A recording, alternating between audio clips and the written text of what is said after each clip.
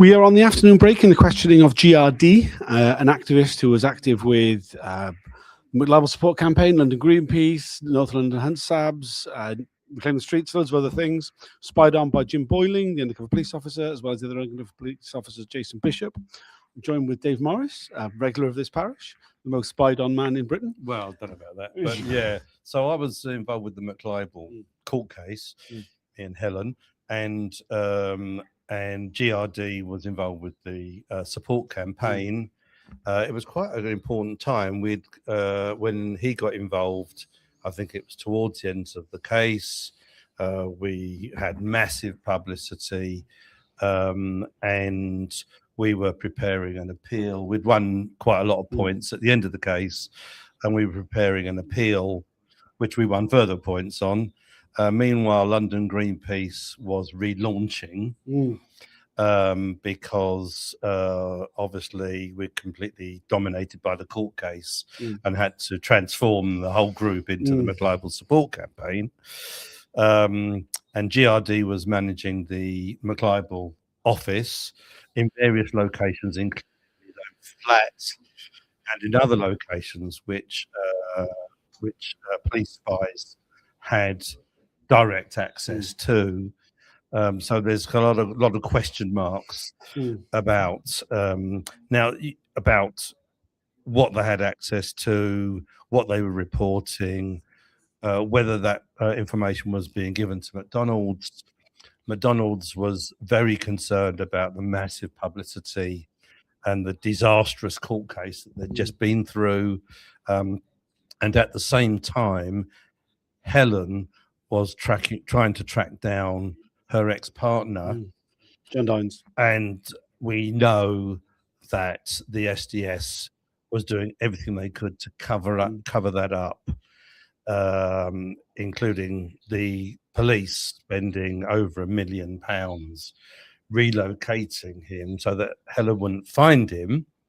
This was an existential threat to the SDS, and really massive embarrassment to the police if he ever got found. So there was quite a lot of stuff going on that these spies would have been very interested in.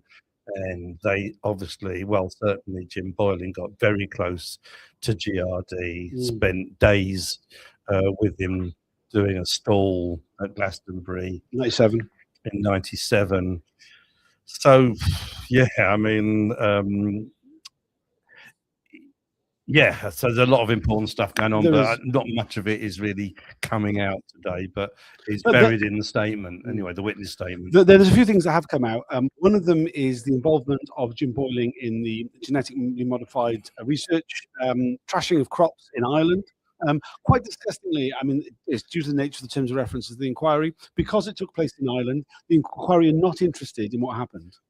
But it's very clear what we've heard from GRD is that action would not have taken place. It wasn't planned, researched, and pushed very hard for by Jim Boyling. It was his project. Was clearly, pushing for direct action, was heavily involved, and he was getting GRD involved in stuff which maybe he wouldn't have done otherwise. There was also a particularly one was related to Jason Bishop.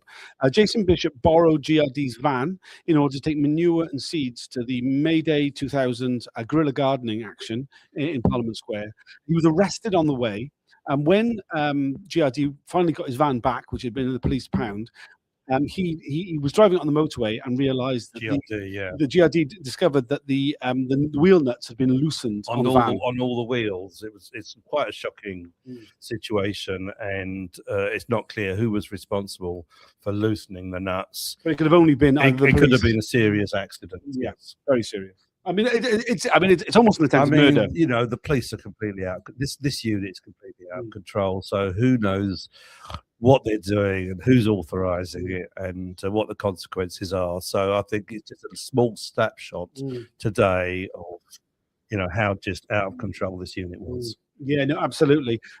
It's very clear that one of the interesting things is GRD is only mentioned in one of Jim Boyling's reports, and one which related to the restarting of the London Greenpeace meetings, which is kind of strange because GRD said that he considered him a mate. They actually did quite a few actions together. That there was lots of crossover. That they would meet up, chat, go socialising. The fact that he's not being mentioned so much is an odd thing. Sometimes they just completely miss out people, either because they're having sexual relationships with women and then they're not reporting on them suddenly to try and hide their own involvement. Maybe there was something really dodgy going on about reporting on the McLibel campaign, which they wanted to cover up by not putting it in writing. We know that Bob Lambert, who was in charge of the unit, had quote unquote back channels where anything that was kind of sensitive or threatened the existence of the SDS, future existence, seemed to have taken place not in writing but in Lambert's back garden. So that's a sort of matter to be pursued as the rest of the hearings continue in this tranche. It's only a very short break. We've only got 10 minutes. So is there anything else you'd like to add about what we've heard? Fine. Thanks for watching. Please do share this video if you're able to. Please, share any of the stuff about the Spy Cops cases as it's going on. We'll be doing another video at the end of the day, which will be a bit longer. Thanks for joining. Bye for now.